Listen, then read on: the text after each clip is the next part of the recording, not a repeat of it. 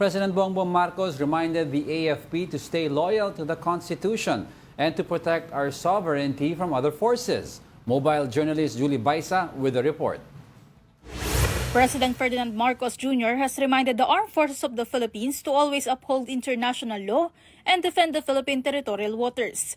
Marcos made a statement during the oath-taking ceremony of the newly promoted Armed Forces of the Philippines generals and flag officer. In defending our waters, we must uphold international maritime laws, deepening our commitment to regional peace and cooperation. By fostering coordination amongst nations, we can safeguard stability while advancing our collective interests.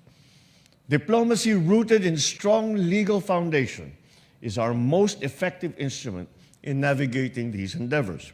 PBBM pointed out that as stewards of national defense, the AFP bear the solemn responsibility of ensuring the security of the country's land, seas, skies, and even cyberspace. It could be noted that just last week, a Russian attack submarine surfaced in the West Philippine Sea. PBBM earlier described it as very worrisome and concerning. Aside from this, the President also mentioned the AFP's role in providing humanitarian assistance and disaster response during calamities.